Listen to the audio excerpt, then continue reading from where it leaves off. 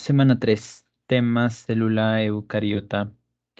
Nos habíamos quedado en que los seres vivos se clasifican en tres dominios: dominio arcae, dominio bacteria y dominio eucaria. El dominio eucaria hace referencia a la célula eucariota.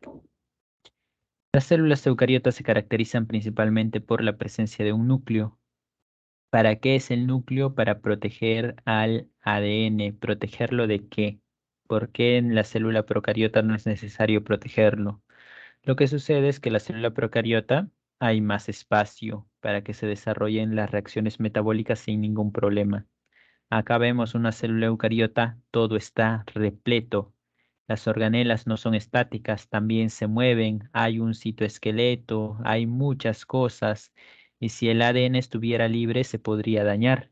Por lo tanto, se requiere un compartimento que lo proteja. Ese es el núcleo. Así que lo que caracteriza principalmente a las células eucariotas es la presencia de núcleo. Así también la presencia de organelas, muchas organelas, mucho más que las ribosomas. Bien, eso es lo principal. La clasificación clásica de células eucariotas es célula animal y célula vegetal, pero deben saber también que entre los eucariotas encontraremos a los hongos y encontraremos también a los protozoarios, que tendrán sus particularidades, pero nosotros nos centraremos en estos dos. Diferencias principales entre célula animal y célula vegetal, ¿cuáles podrían ser según lo observado? Uno, la forma. La célula animal tiene una forma irregular. Irregular. Forma que depende del citoesqueleto, ¿no? Que ya hablaremos acerca de ello. ¿A qué me refiero con forma irregular? Y es que una célula animal puede ser circular, como un eritrocito, como un linfocito. Puede ser aplanada como una célula epitelial, puede ser alargada como una célula muscular, puede ser tener una forma de estrella como una neurona, o sea, formas bastante variadas. En cambio, las células vegetales tienen una forma estable, estándar, es una forma regular. En otras palabras, una forma geométrica, como ese clásico hexágono que estamos viendo ahí, ¿no? ¿Esto debido a qué? Debido a la presencia de la pared celular. La pared celular determina que las células vegetales tengan esta forma. En la célula animal, como no hay pared celular, solo hay una membrana celular, es todo más variado. Bien, esa es una de las diferencias entre estos dos. Luego tenemos la presencia de organelas, en célula animal va a haber, en célula vegetal no, y viceversa, pero ya iremos mencionando a lo largo de la clase. Toda célula tiene una membrana plasmática o membrana celular, ¿no? Que es eso que rodea a toda la célula y que determina el espacio. Ese espacio interno se llama citoplasma y podemos encontrar ahí el citosol, que es la parte acuosa del citoplasma, citoesqueleto, que como dice su propio nombre es el esqueleto celular, que es un sistema de proteínas que como son como alambres, como fierros que permiten distintas funciones de la célula, y las organelas. Las variadas organelas, retículo endoplasmático, aparato de Golgi, mitocondrias, peroxisomas, lisosomas, etc. Así también hablaremos de lo que es la presencia del núcleo y qué podemos encontrar ahí. Bien, pasaremos a la siguiente diapositiva.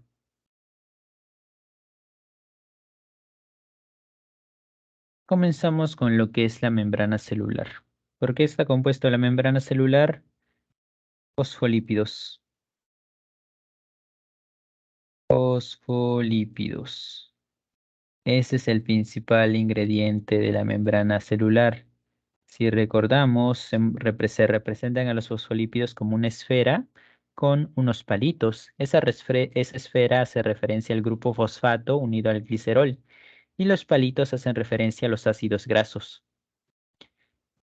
Una membrana celular está conformada por una bicapa o por dos capas de fosfolípidos.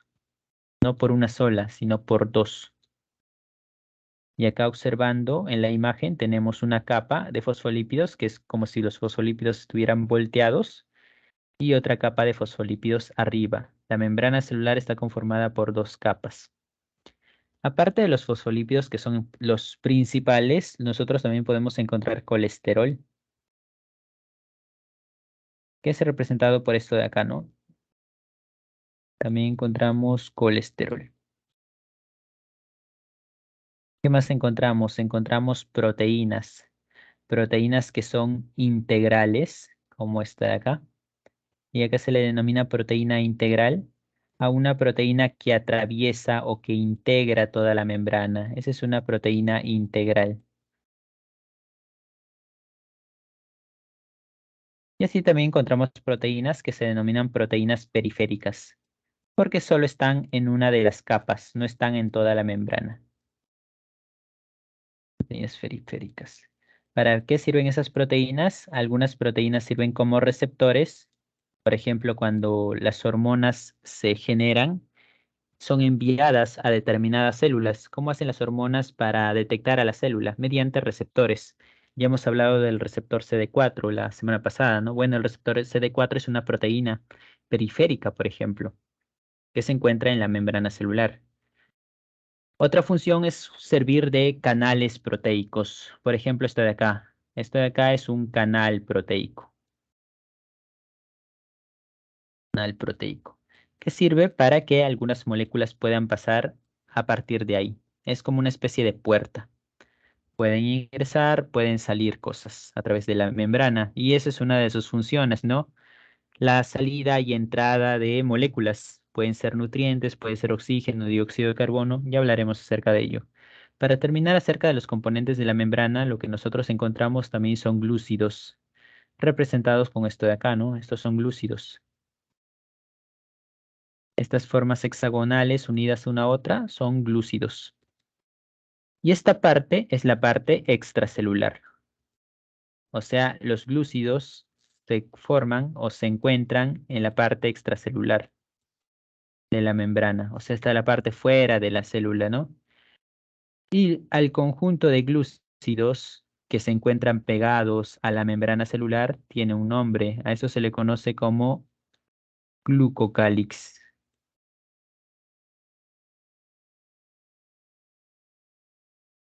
Se le denomina glucocálix. El glucocálix es algo que está presente en células animales, solo en células animales. ¿Por qué? Porque las células vegetales encima de la membrana celular tienen una pared celular, de tal manera que no hay lugar para que se coloquen glúcidos. Encima de la membrana está la pared, no hay glúcidos. Las células vegetales no tienen glucocálix. ¿Para qué sirven estos glúcidos? ¿Para qué sirve este glucocálix? Sirve para el reconocimiento celular, para que las células puedan reconocerse.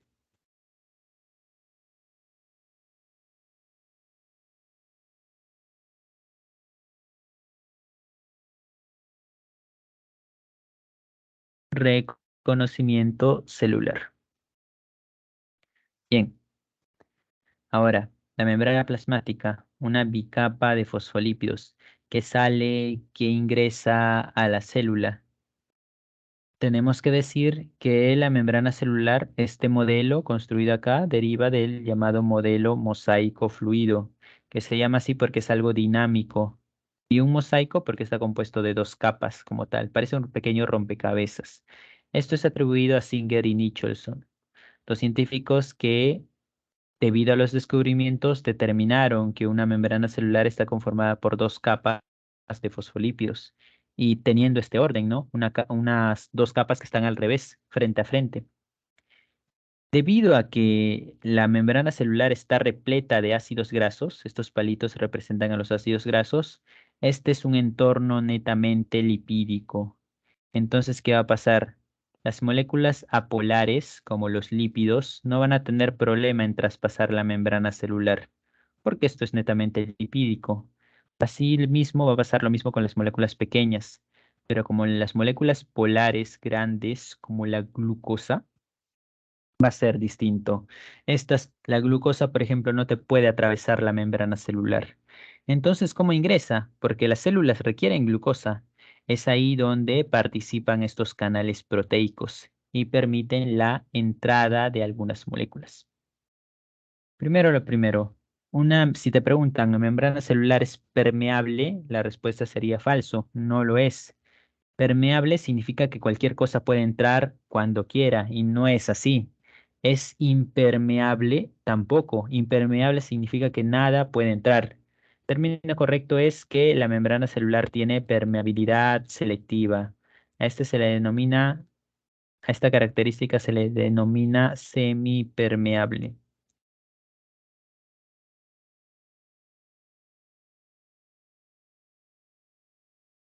¿Qué cosa puede entrar a la membrana celular?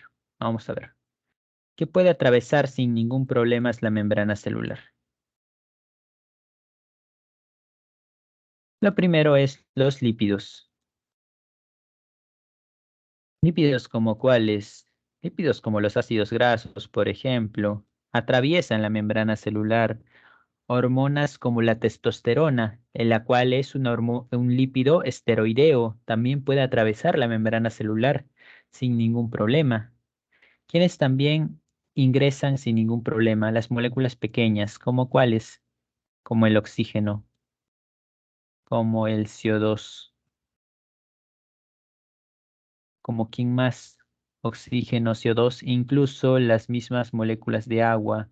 Pero que esto no era lipídico, lo que sucede es que como esta molécula de agua es tan pequeña, esto se puede reordenar de tal manera que el agua ingresaría sin ningún problema. Esas moléculas pueden ingresar. Ahora, ¿qué pasa con las que no pueden ingresar, como la glucosa y el resto? Esas sí o sí requieren la ayuda de canales proteicos. Y a través de un canal proteico, que son como especie de puertas, proteínas que son como puertas, sirve para que puedan ingresar a la célula o salir de la célula a través de un canal proteico. Moléculas como cuáles, moléculas como la glucosa, por ejemplo.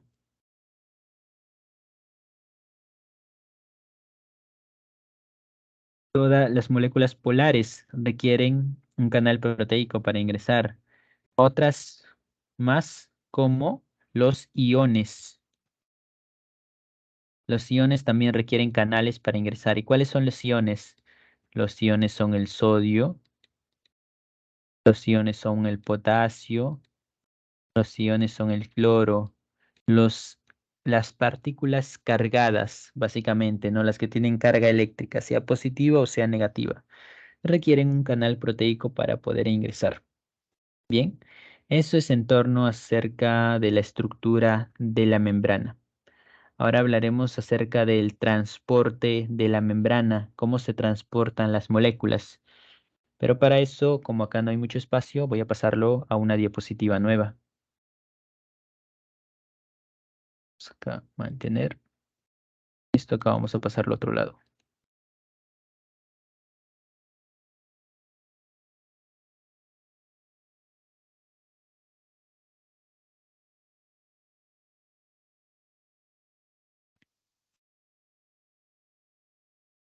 Ok, ¿qué es lo que sucede? ¿Cómo es que ingresan las moléculas de un lado a otro? Acá vamos a poner, esta es nuestra membrana celular. ¿Está bien? Este es nuestro ambiente extracelular y esto es nuestro ambiente intracelular.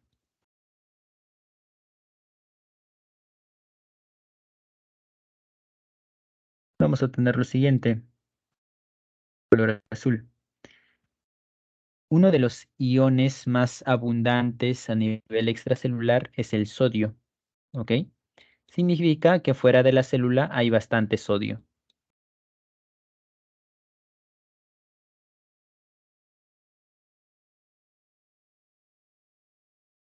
A diferencia de en la parte interna, intracelular, donde hay poco sodio.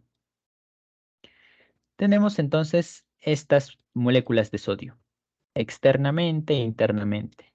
Esto va a determinar un movimiento. ¿Cuál?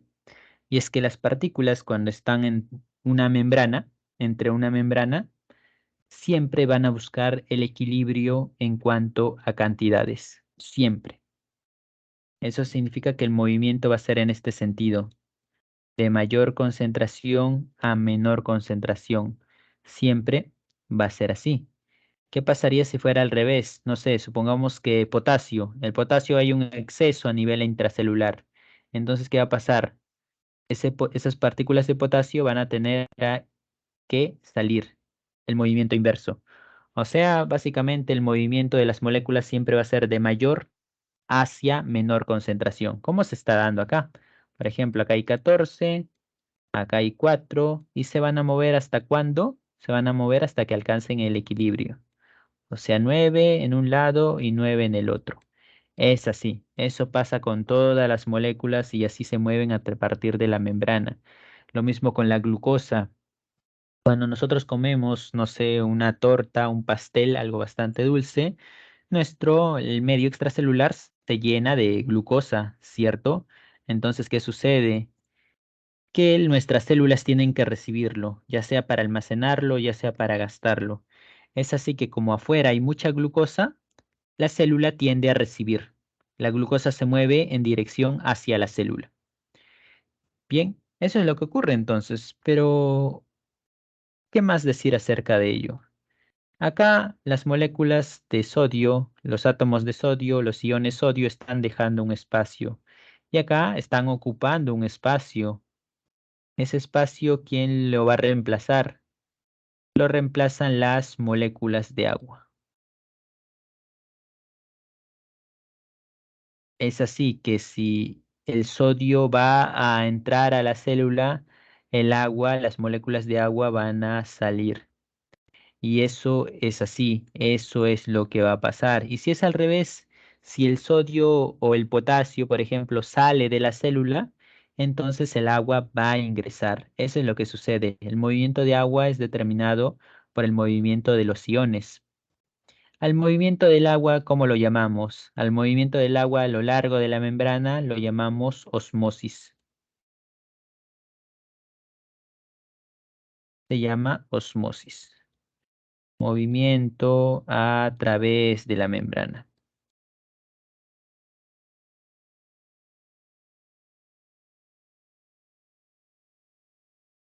Eso es la osmosis, el movimiento de las moléculas de agua a través de la membrana.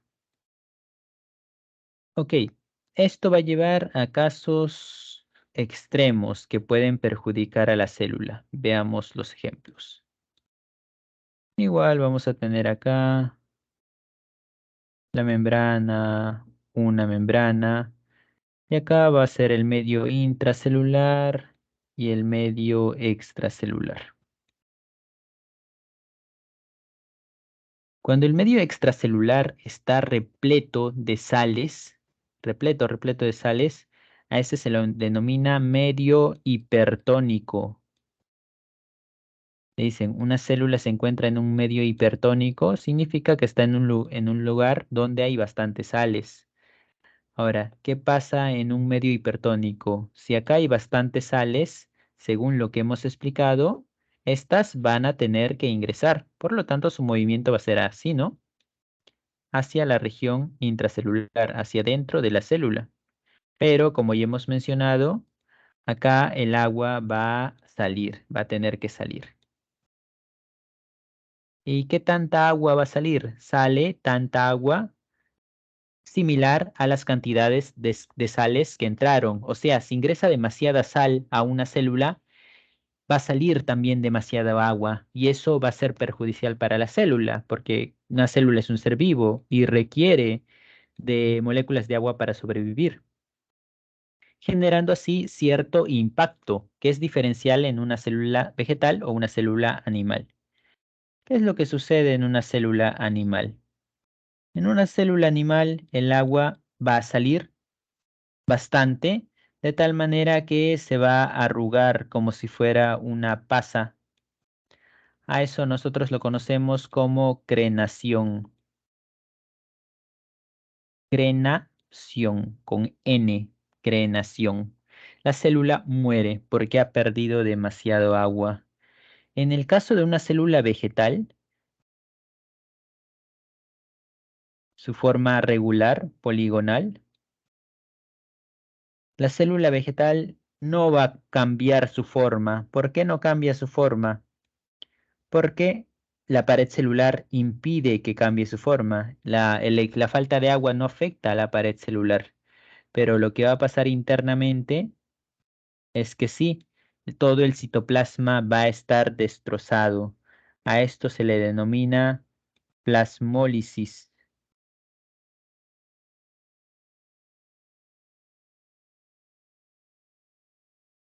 Plasmólisis.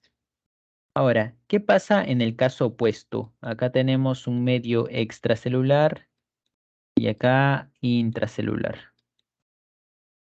Y acá nosotros vamos a hablar de un medio hipotónico. ¿Qué es un medio hipotónico? Lo contrario, ¿no? Que hay pocas sales. Acá vamos a poner, acá hay muchas sales. Puede ser el sodio, por ejemplo. Y acá hay pocas sales. ¿Qué pasa entonces? Hay pocas sales en comparación del medio intracelular. Por lo tanto, acá van a tener que salir para alcanzar dicho equilibrio. ¿Y qué pasará con el agua? Con el agua va a pasar lo opuesto. El agua va a ingresar. Entonces observaremos algo similar a lo que ya hemos explicado. Célula animal ingresa agua. ¿Eso es bueno? Es bueno, pero acá hablamos de un exceso de agua. Es que en un medio hipotónico no hay sales, entonces las sales van a salir y salir y el agua va a ingresar de tal manera que la célula no lo va a soportar y va a explotar. La célula muere, explota, no soporta el exceso de agua porque es una célula animal y no está acostumbrada a ello. A esto sencillamente se le conoce como lisis. Mientras, ¿qué va a pasar con una célula vegetal?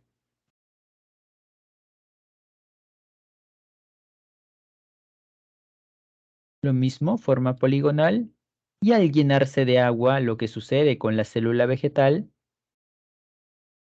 es que se va a inflar, va a aumentar su tamaño. ¿Por qué? Porque está repleto de agua.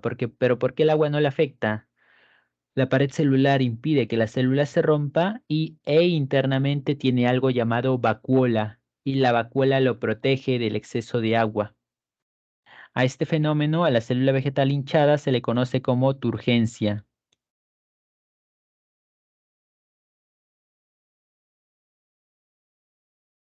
Turgencia. Bien, esto es la llamada difusión y osmosis entonces. Difusión porque las moléculas ingresan y salen, no sin gasto de energía. Y osmosis, como ya saben, es parte del transporte del agua. Ahora, esto, difusión y osmosis y difusión facilitada que ya explicaremos, son dos tipos de transporte pasivo.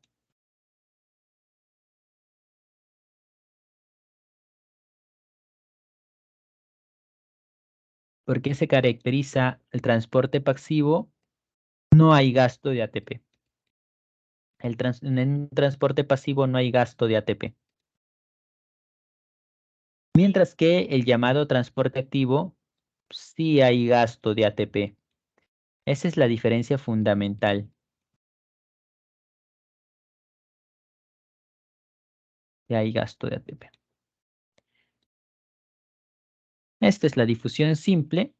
No solo se cumple con las sales, se cumple con cualquier molécula, que si a un lado hay más moléculas, ingresa en ese sentido opuesto. Por ejemplo, cuando hay mucho oxígeno, entonces afuera el oxígeno va a tener que ingresar. Y como saben, el oxígeno sencillamente traspasa. Con el dióxido de carbono es lo mismo. Y con el agua, a pesar de ser agua, puede traspasar la membrana sin problemas. Bien. Ahora, lo que es el transporte, la difusión facilitada, si no hay gasto de energía. ¿Y cómo se da? Se sigue la misma regla. Esto, el ejemplo clásico es el transporte de glucosa. Y la glucosa se transporta con la ayuda de proteínas transportadoras. Se necesita algo más que un canal proteico. Entonces, ¿qué es lo que sucede? Si externamente, cuando comemos nosotros algo dulce, externamente va a estar repleto de glucosa, entonces la glucosa va a ingresar. No hay gasto de energía, esa es la difusión facilitada. porque se requiere asistencia o se requiere ayuda de proteínas, las llamadas proteínas transportadoras. Y finalmente el transporte activo. Y en el transporte activo nosotros sí vamos a gastar ATP. La pregunta es, ¿por qué gastamos ATP? Veamos lo siguiente acá. El, el sodio es el ion de mayor cantidad en el espacio extracelular, ¿cierto? Entonces, como hemos mencionado, el sodio va a tener una tendencia a ingresar a la célula. Con el potasio, lo opuesto, el ion más abundante a nivel intracelular va a tener que salir de la célula. Si seguimos con esto, en algún punto el sodio va a dejar de ser el ion más abundante a nivel extracelular y lo mismo va a pasar con el potasio, o sea, se va a romper el equilibrio que ya hay. Para evitar eso, ¿qué tenemos que hacer? Que el sodio salga y que el potasio ingrese, pero eso sería ir en contra de la gradiente. ¿Se puede hacer eso? Sí, a través del transporte activo, porque el transporte activo, las moléculas se pueden mover en contra de la gradiente,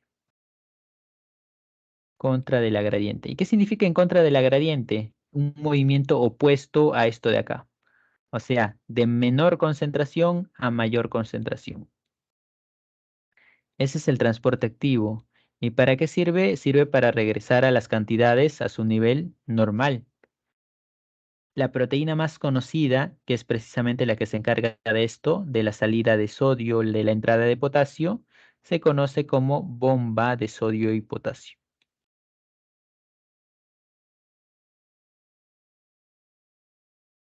Bomba de sodio y potasio. Siendo eso parte entonces del transporte a través de la membrana. ¿Alguna duda o pregunta hasta ahí?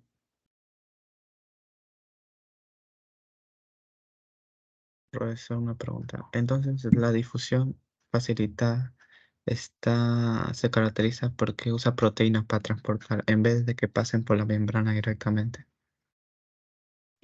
Bueno, acá también usa proteínas, ¿no? O sea, el sodio, el potasio usa canales proteicos, solo que acá usa proteínas transportadoras, que es un tanto diferente. Esto es más útil para proteínas más grandes, o sea, perdón, moléculas más grandes, como la glucosa. Acá en difusión y osmosis son moléculas pequeñas, ¿no? Iones, oxígeno, agua, dióxido de carbono. Acá ya son moléculas más grandes y requieren de proteínas transportadoras. Ok, por eso. Ok, entonces, ¿todo claro está acá? ¿No hay alguna duda o pregunta?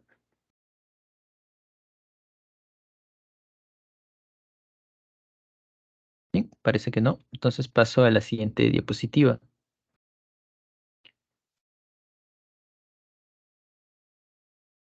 Pared celular. La pared celular es algo propio de las células vegetales, aunque también lo tienen los hongos, pero los pared celular de los hongos tiene quitina y también la tienen las bacterias, pero la pared celular de las bacterias tiene peptidoglucano. La pared celular de las células vegetales tiene celulosa.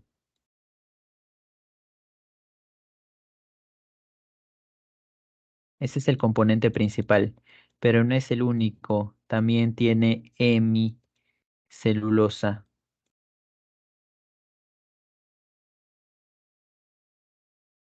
y también tiene lignina. Y es que no es una única capa, tiene varias. Tiene una pared primaria, que es lo que limita con la membrana celular. Tiene una pared secundaria y tiene finalmente una laminilla media. Tiene tres capas la pared celular. Ahora, una pared celular lo que haría sería rodear a toda la membrana. Entonces, ¿cómo recibe las células vegetales nutrientes, moléculas, si la membrana celular está totalmente rodeada? Y bueno, es capaz de obtener esto debido a que las células están conectadas mediante puentes, y esos puentes se denominan plasmodesmos.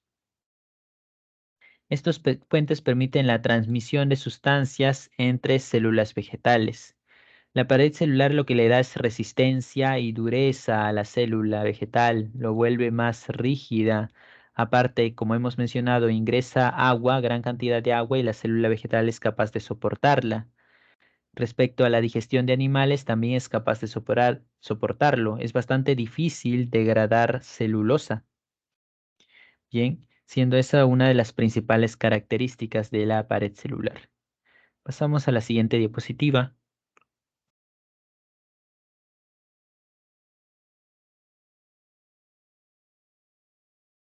Citoplasma. Citoplasma es la parte interna de la célula. Todo lo que está por dentro y que está delimitado por la membrana.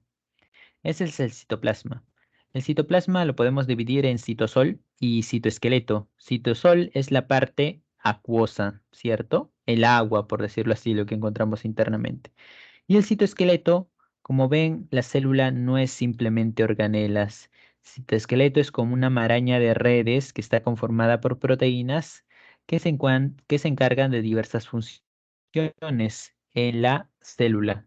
Entre ellas tenemos la siguiente. Para empezar, el citoesqueleto está conformada por tres tipos de estructuras: los microtúbulos, los filamentos intermedios y los microfilamentos, que llevan esos nombres debido al grosor de las estructuras.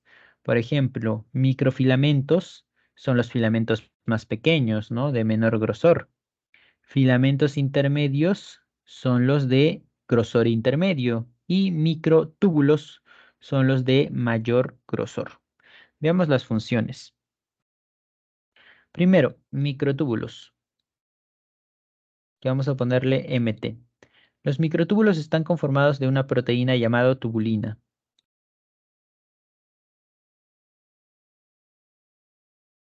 Microtúbulos, tubulina, sencillo de recordar. Otro, ¿cuáles son las funciones? Entre sus funciones encontramos la formación del uso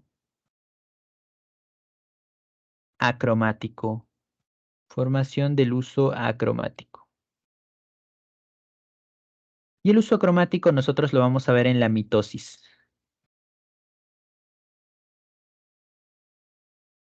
¿Qué es lo que hace el uso acromático? El uso acromático te va a separar los cromosomas en la mitosis. Eso es los microtúbulos, una de las funciones. Otra de las funciones es ser parte de la composición del flagelo.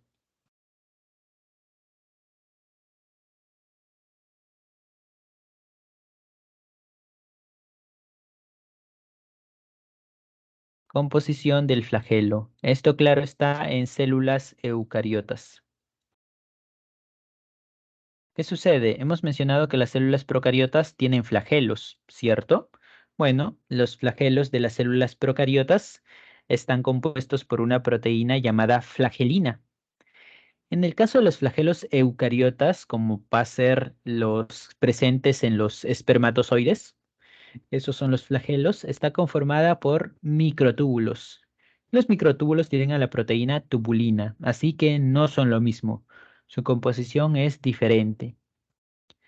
Los siguientes son los microfilamentos. Vamos a poner MF. Proteína principal, actina. Función, movimiento celular.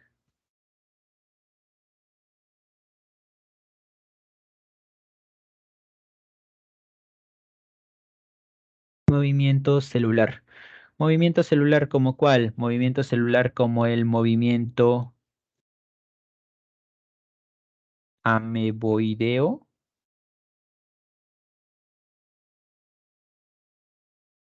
y la ciclosis. ¿Cuáles son estos? Bueno, la ciclosis es cuando una célula empieza a girar. Por ejemplo, así. Luego tenemos esto y empieza a girar, girar, girar y se termina moviendo. Por eso se llama ciclosis, no ciclos giratorios. El otro, el movimiento ameboideo, es cuando tenemos una célula, por ejemplo, un leucocito, un glóbulo blanco, y este va a empezar a arrastrarse. Se arrastra y se arrastra a lo largo de la pared de las arterias Y a eso nosotros, ¿cómo lo llamamos? Lo llamamos movimiento ameboideo.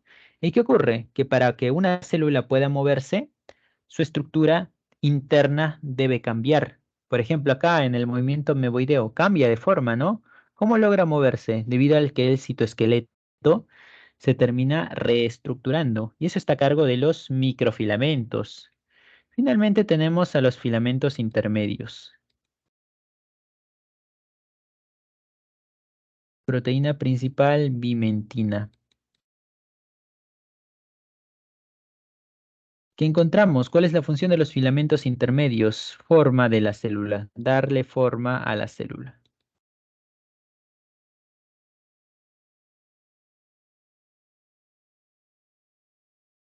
Darle forma a la célula. Esa es la función principal de filamentos intermedios. Aparte, el citoesqueleto en general se encarga de qué cosa? Se encarga del movimiento de las organelas. Es que las organelas no están simplemente ahí, flotando, sino que requieren una posición, requieren que algo lo sostenga y aparte requieren moverse. ¿De eso quién se encarga? Se encarga el citoesqueleto. Siendo eso entonces las funciones principales del citoesqueleto. ¿Alguna pregunta hasta acá? O sea, profesor, lo que compone el citoesqueleto son los microtúbulos, los filamentos intermedios y los microfilamentos. Sí, estos son los tres tipos de estructuras. ¿Qué, profesor? Pasamos a la siguiente diapositiva.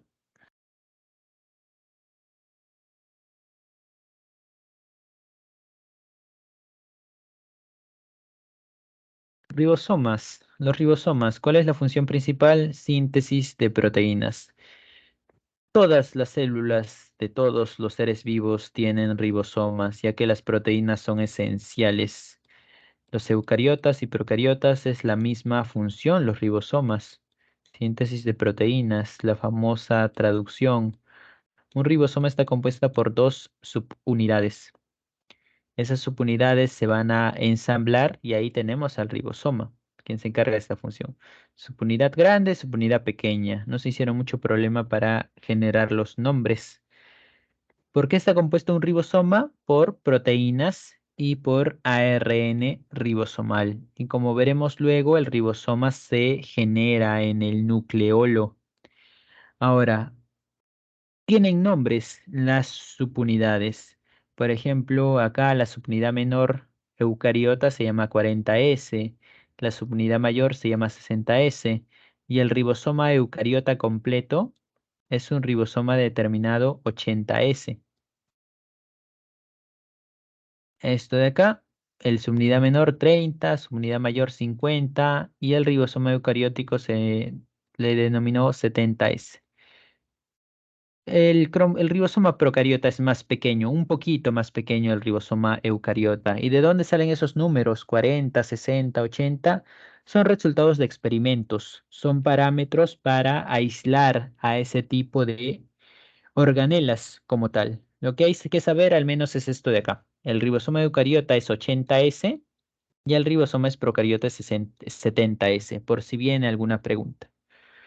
Pasamos a la siguiente diapositiva.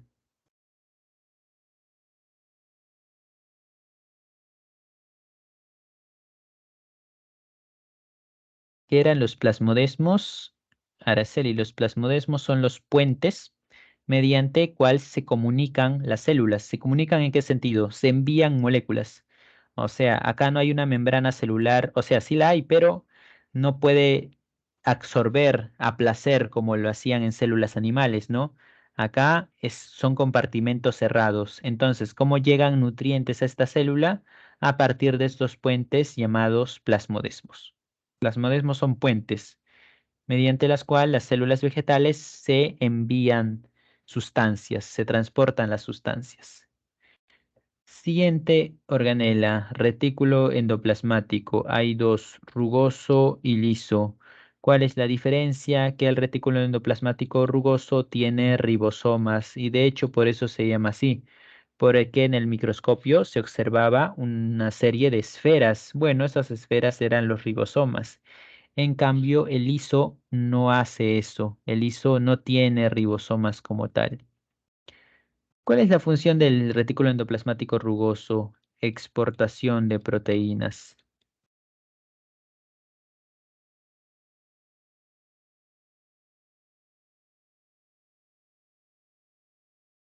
¿Qué es lo que sucede? Los ribosomas pueden estar libres en el citoplasma o pueden estar pegados al retículo endoplasmático rugoso. Los ribosomas que están pegados acá van a sintetizar proteínas, cumplen la misma función, pero esas proteínas van a ser enviadas a otros lugares de la célula. Es decir, si el ribosoma estuviera suelto, sintetiza la proteína y la proteína se queda ahí. En cambio acá, el ribosoma que está pegado va a sintetizar la proteína y esa proteína va a ser enviada a otro lado. ¿Cómo cuál? Puede ser enviado a un lisosoma, por ejemplo. Puede ser enviado a la membrana celular, por ejemplo. Puede ser enviado a los peroxisomas. Puede ser enviado a cualquier organela o a la membrana celular. Pero de eso se encarga el retículo endoplasmático rugoso, de la exportación de proteínas. En algunos textos te dice que su función es la síntesis de proteínas y no es tan exacto. Quien hace la síntesis de proteínas son los ribosomas. Claro, acá están pegados al retículo endoplasmático rugoso. Mientras que el liso, ¿de qué se encarga? El retículo endoplasmático liso se encarga de la síntesis de proteínas. Perdón, de proteínas no, síntesis de lípidos. Recordarnos lisolípidos, lisolípidos, síntesis de lípidos como tal. ¿De qué más se encarga del retículo endoplasmático liso? De la detoxificación celular. Detoxificación celular. Cuando consumimos fármacos, cuando consumimos alcohol, cuando consumimos algún tóxico, el retículo endoplasmático liso se encarga de eliminarlo. Y por último, también va a tener un rol fundamental en la contracción muscular.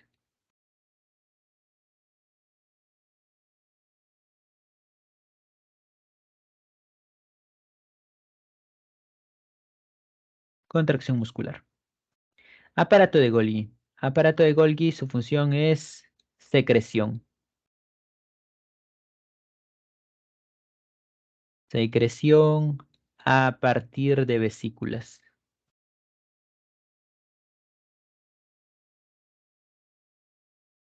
¿Y qué son las vesículas? Las vesículas son como unas pequeñas bolsitas que parecen medios de transporte.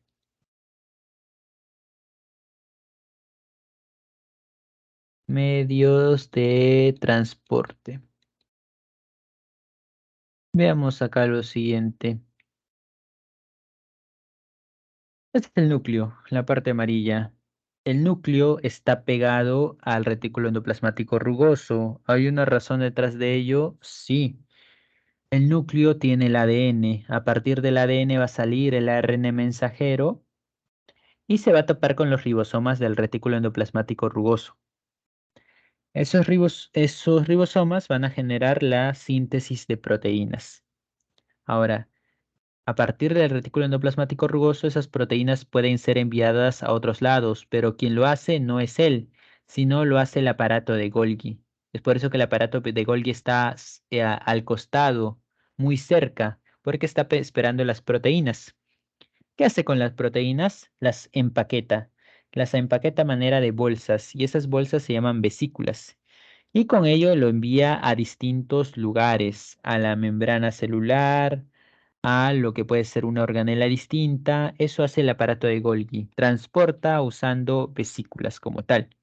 Una función adicional es que el aparato de Golgi se encarga de la síntesis de lisosomas. Esa es una función adicional del aparato de Golgi como tal. ¿Hasta acá tienen alguna duda o pregunta?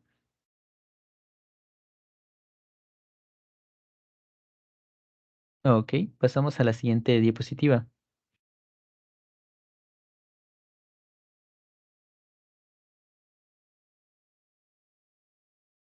Lisosomas. Lisosomas, como hemos dicho, son originados a partir del aparato de Golgi. Función, digestión celular.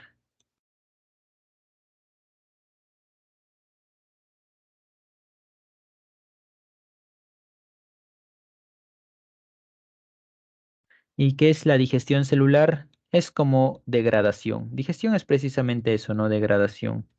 El lisosoma se encarga de degradar cosas que ingresen a la célula, cosas que pueden ser externas, como una membrana, como una bacteria, por ejemplo. Y sí, una célula se puede comer una bacteria, y es que las células procariotas, bacterias, son más pequeñas que las células eucariotas. Entonces, ¿qué sucede? Hay un proceso en el cual ingresa, y ese proceso se le denomina endocitosis. Endo significa ingresar, ¿no? Cito significa célula. Ingresa a la célula. Endocitosis. Entonces, ¿qué hace la célula? La célula la captura. La captura en un compartimento que es básicamente está compuesto por el mismo material que la membrana celular. El compartimento lo llaman fagosoma. ¿Qué sucede entonces? Los lisosomas están listos. El lisosoma está listo y aún no ha actuado, no ha hecho nada, se le llama lisosoma primario. Entonces, el lisosoma primario se va a fusionar con el fagosoma o va a ingresar, mejor dicho, al fagosoma. Y una vez hecho eso, es donde lo degrada completamente. Por ejemplo, una bacteria tiene membrana celular. Bueno, la membrana será degradada a fosfolípidos. Tiene proteínas, degradarán aminoácidos. Tiene lípidos, lo degradarán a ácidos grasos. ¿Quién hace ese proceso de degradación? Los lisosomas. ¿Pero gracias a quién? Gracias a las enzimas que presenta. Ellas son las que hacen el trabajo, las enzimas como tal. A este proceso, cuando se fagocita, cuando se degrada algo externo, se le llama heterofagia. Hetero que es diferente. Se está degradando algo diferente a lo que se suele encontrar en la célula. Y es que el lisosoma no solamente se encarga de degradar algo externo, sino también puede degradar algo interno.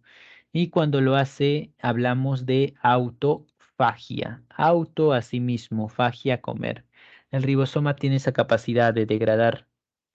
Y es que toda organela cumple un ciclo de vida y debemos eliminarla, si no se acumula y se acumula y puede dañar a la célula. Es por eso importante eliminar organelas que ya cumplieron su ciclo. ¿Qué sucede?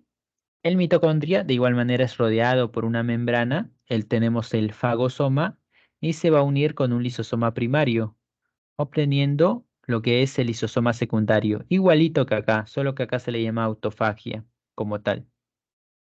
Al final, lo que no sirve lo bota. Cuando algo ingresa a la célula, ¿cómo se llama? Endocitosis. ¿Qué pasa cuando algo sale de la célula? A ese se le denomina exocitosis como tal. Ese es el rol de los lisosomas. Respecto a los peroxisomas, ¿cuál termina siendo el rol? Los peroxisomas lo que hacen es usar oxígeno. ¿Usar oxígeno para qué? Usar oxígeno en reacciones metabólicas.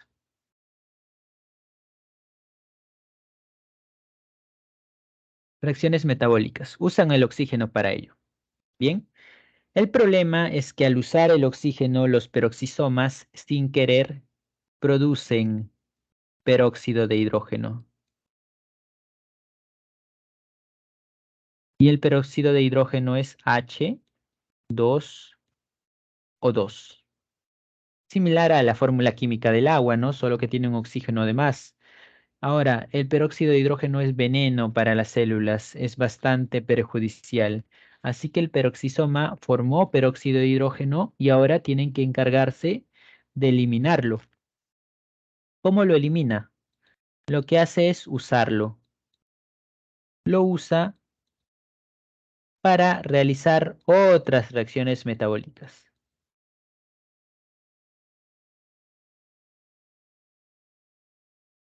Metabólicas. Y así, al realizar el proceso, al usar el peróxido de hidrógeno, es donde se obtiene agua, se obtiene oxígeno. Y se repite el ciclo, ¿no? O sea, el peroxisoma usa oxígeno y sin querer produce peróxido de hidrógeno. Ahora tiene que gastar ese peróxido de hidrógeno y puede hacerlo lo termina haciendo para deshacerse del mismo. Eso hace el peroxisoma. En cuanto a vacuolas, las vacuolas son solo de células vegetales. Células vegetales. Una célula vegetal, como ya hemos dicho, se encuentra rodeado por una pared celular, ingresa mucha agua y es por eso que tiene que ser capaz de soportarlo y controlar ese exceso de agua. ¿Y eso quién lo hace? Eso lo hace las vacuolas, ya que son como esponjas que absorben, absorben, absorben y ocupan un lugar. Ocupan un lugar sin molestar a nadie, sin alterar el funcionamiento de del resto de organelas como tal.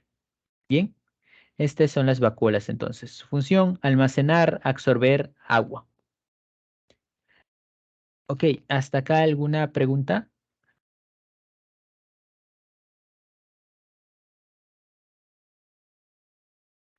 ¿Ninguna? Perfecto, gracias, Eric. Pasamos a la siguiente diapositiva.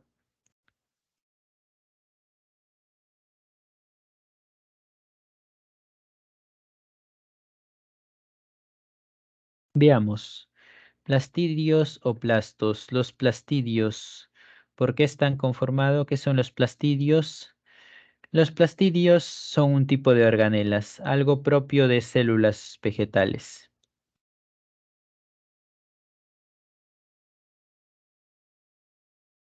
Esto de acá, ¿qué significa? Que todos los plastidios se originan de algo llamado proplastidio. Pro inicial, ¿no? Pro significa inicial, primero.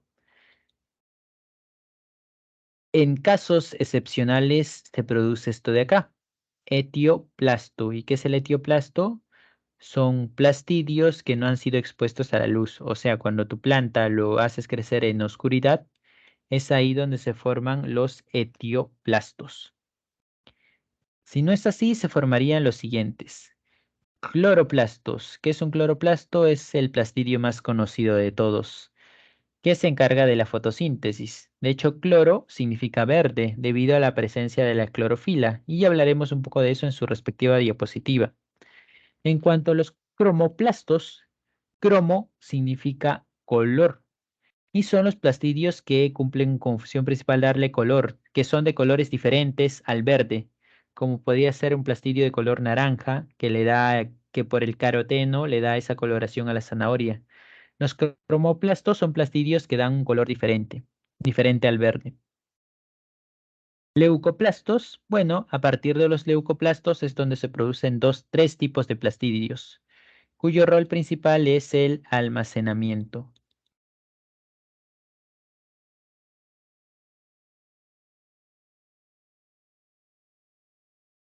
Almacenamiento.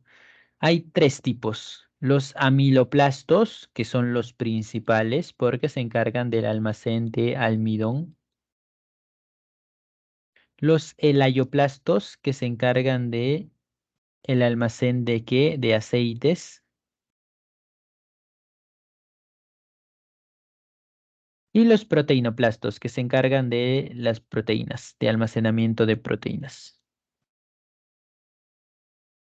Bien, vamos a pasar a la siguiente diapositiva.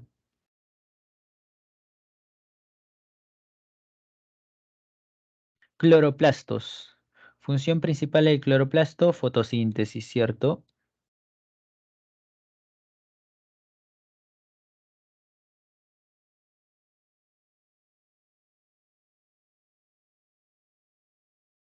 Un cloroplasto se caracteriza por tener doble membrana, membrana interna y membrana externa, doble membrana celular. Característica que nos haría recordar a las gram negativas. Doble membrana celular. Aparte de eso, tiene su propio ADN, tiene sus propios ribosomas y tiene estructuras llamadas tilacoides, que son importantes para la fotosíntesis. Ahí es donde vamos a encontrar a la clorofila, el pigmento que le da color verde a las plantas. Acá se lleva a cabo la fase luminosa. Fase luminosa, la cual depende de la luz solar para iniciar la fotosíntesis. Así también tenemos el estroma, y el estroma es el interior de los cloroplastos básicamente. Ahí va a tomar lugar la fase oscura.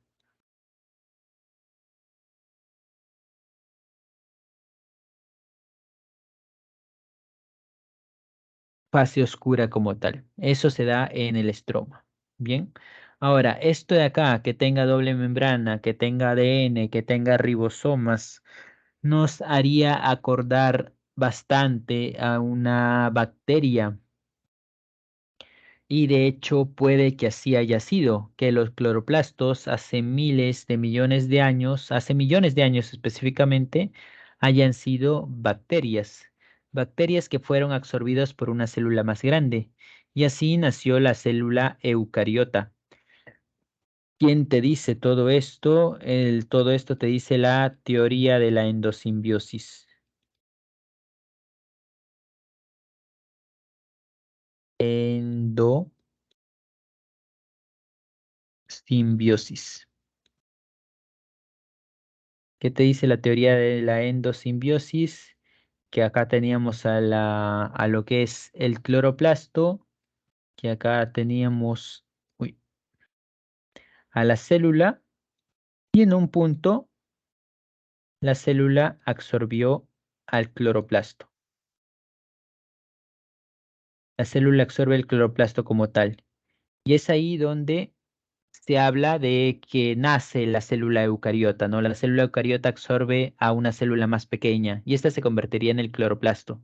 Se habla de eso porque es muy similar a una bacteria, salvo por la presencia de tilacoides, ¿no? Ok, pasamos a la siguiente diapositiva.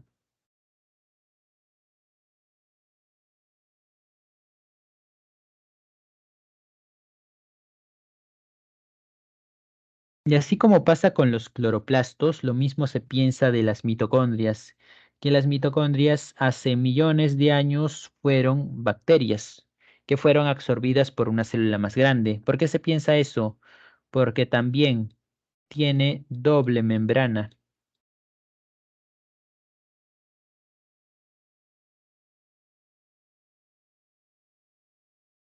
doble membrana como tal.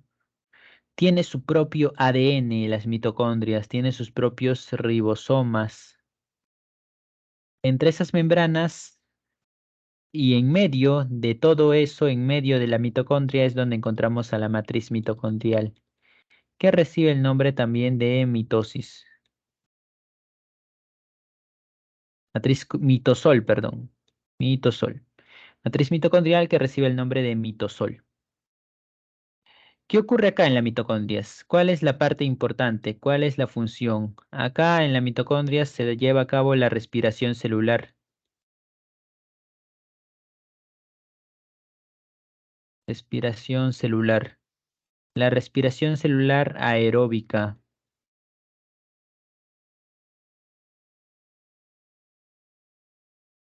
Y es que la respiración celular es un proceso que se divide en glucólisis, eso se da en el citoplasma, lo que sería también la ciclo de Krebs, el ciclo de Krebs, eso ya se da en la mitocondria, ¿dónde? En la matriz mitocondrial. Y por último está la fosforilación oxidativa, lo cual se da con ayuda de unas proteínas que se encuentran en la matriz, en la membrana interna de las mitocondrias. ¿Para qué sirve la respiración celular? Esto te ayuda a obtener bastante energía y es fundamental para las células. En una célula puede haber más de una mitocondria, puede haber cientos y por ejemplo una célula neuronal o una célula muscular que requiere energía mucho más que el resto, tiene cientos de mitocondrias. Luego tenemos al glioxisoma y el glioxisoma, como indica su nombre, es un peroxisoma especializado. Vamos a cambiar acá de color. Peroxisoma especializado, algo propio de vegetales.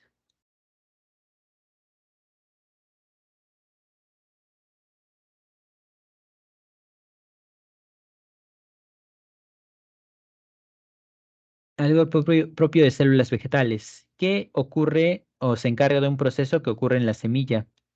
¿Qué ocurre en la semilla? que se encarga de producir grasas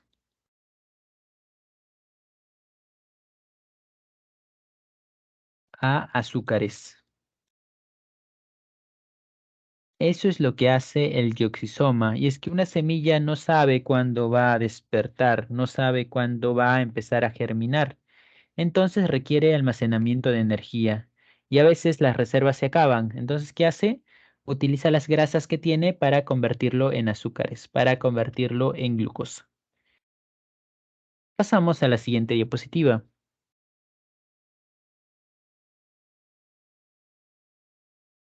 Centriolos, que sería la penúltima, luego sigue el núcleo.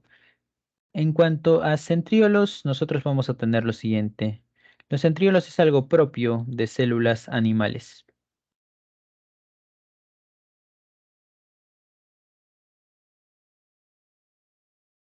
Células animales. Solo ellos lo tienen.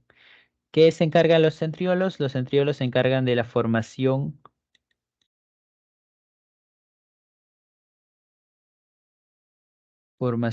del uso acromático. Formación del uso cromático. Y bueno, ¿qué es el uso acromático? Nosotros tenemos acá nuestra célula y los centriolos son estos dos de acá, que en pares, porque hay un par de centriolos, bueno, en realidad dos pares, se denominan centrosoma. O sea, un centrosoma es un par de centriolos. En un proceso llamado mitosis, los centriolos se ubican en los polos.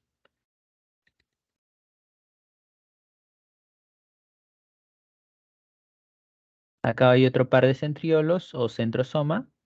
Y a partir de eso es donde se empieza a generar. ¿Generar qué cosa? Generar un sistema como si fueran alambres.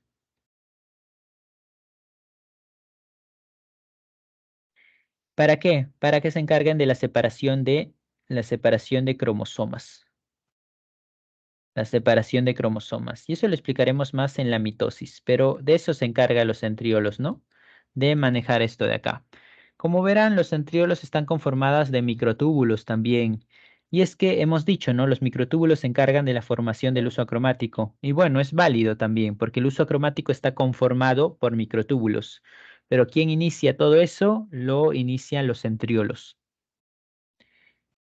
Si hemos dicho que son propios de las células animales, significaría que las células vegetales no realizan mitosis y sí que la realizan, pero no tienen centriolos, tienen una estructura que la reemplaza. ¿Y eso cuál es? Eso termina siendo los casquetes polares.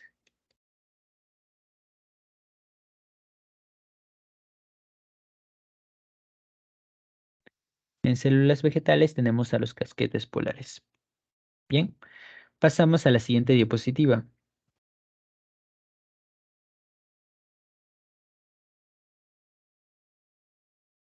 Núcleo. En núcleo vamos a tener nosotros lo siguiente. ¿Qué es lo que sucede? El núcleo es el compartimento que se encarga de proteger al ADN. Lo que pasa en una célula eucariota es que el ADN no está solo. El ADN está unido a un grupo de proteínas, pero unido totalmente junto a unas proteínas llamado histonas.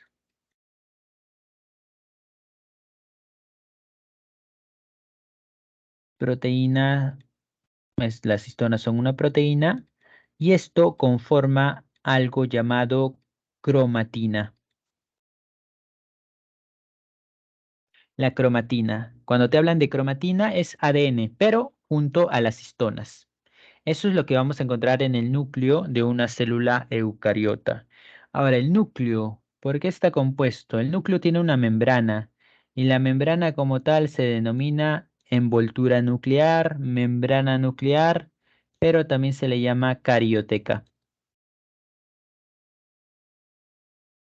La parte externa del núcleo entonces es la carioteca. La membrana que lo rodea se llama carioteca. El prefijo cario significa núcleo precisamente.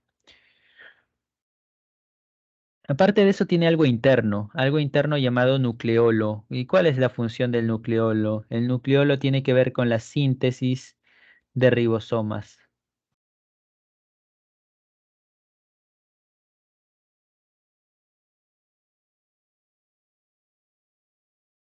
Síntesis de ribosomas. Los ribosomas, que están conformados por proteínas y ARN ribosomal, se generan en el nucleolo. Completamente no, parcialmente. Y es que en el núcleo internamente no vamos a observar ribosomas. Ahora, esta parte de acá, dentro del núcleo, a esto lo llamamos carioplasma. Algo similar a citoplasma, ¿cierto? Cuando veíamos dentro de la célula. Bueno, dentro del núcleo vemos el carioplasma. Aparte de eso, hay unas zonas que son los poros nucleares por donde pueden salir ciertas sustancias, ¿no? ¿Cómo sale el ARN mensajero a través del núcleo? A través de los poros nucleares. Aparte de eso, nosotros vamos a tener diferencias en la cromatina, y es que hay dos tipos de cromatina, lo que es la eucromatina y la heterocromatina. ¿Cuál es la diferencia exactamente? Bueno, nosotros vamos a tener lo siguiente. Hay cierto proceso que se lleva a cabo en nuestras células, ¿no? Donde a partir del ADN se genera el ARN, algo llamado transcripción. Y a partir de eso se generan las proteínas, algo llamado traducción. A esto de acá se le conoce como expresión génica.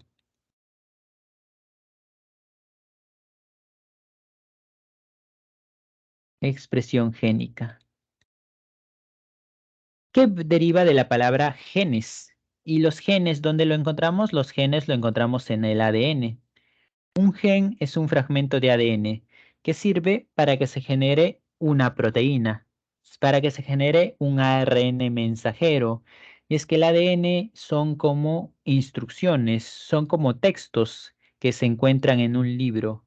Y por lo tanto, esos textos son leídos y te sirven para construir herramientas importantes. En este caso, las herramientas importantes son las proteínas, porque toda célula requiere proteínas para poder funcionar.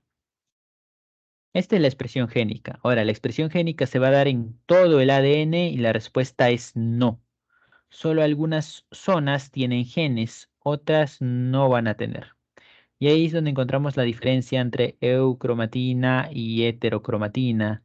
Y es que en la eucromatina sí hay expresión génica. Expresión génica. En cambio, en la heterocromatina no hay expresión génica, que significa que el ADN está ahí y no va a ser convertido o no va a ser transcrito a ARN mensajero. Va a tener otras utilidades, pero no va a servir para que se expresen los genes. La pregunta sería, ¿por qué? Tenemos lo siguiente nosotros. Tenemos a las histonas, tenemos al ADN. Esto es la eucromatina. Tenemos acá el ADN.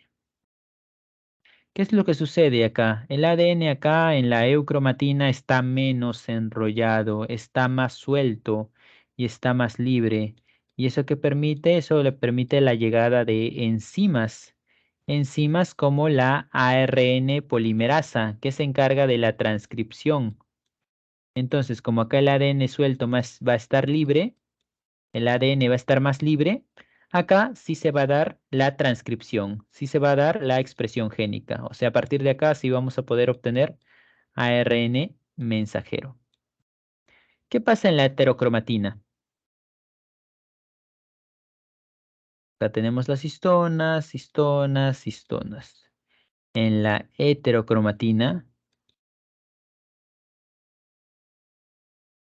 vamos a encontrar el ADN mucho más enrollado, como si fuera un hilo uno encima de otro, mucho más enrollado. ¿Y eso qué hace? Eso hace que las enzimas no puedan participar Y si las enzimas no participan, entonces no se puede producir ARN a partir de acá. En otras palabras, en la eucromatina sí se puede producir ARN, o sea, sí hay expresión génica, y en la heterocromatina no. ¿Por qué? Porque en la eucromatina el ADN está más suelto y acá está más enrollado, más oculto. Bien, eso es entonces el tema acerca del núcleo. ¿Hasta acá alguna duda o consulta?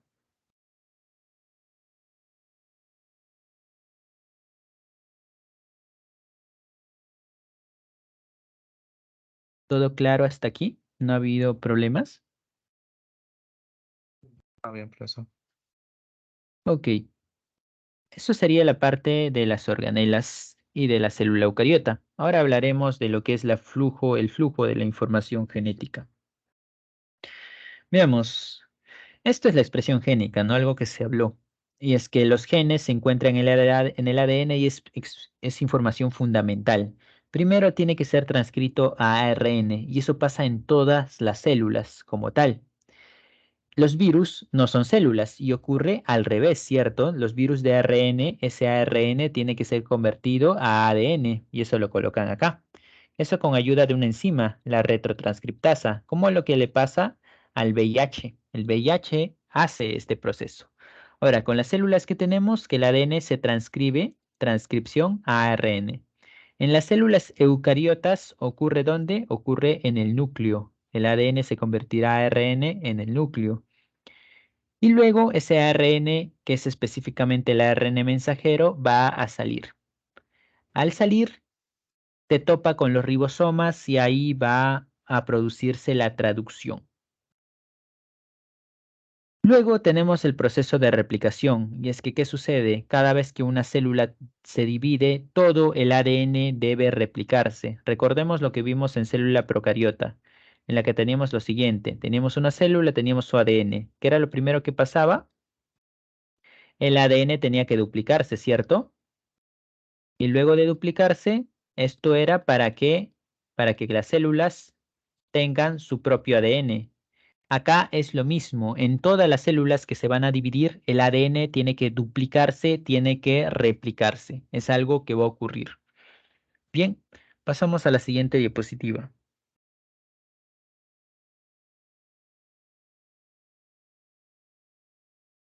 Replicación del ADN. Esto es algo obligatorio. Enzima principal, ADN polimerasa.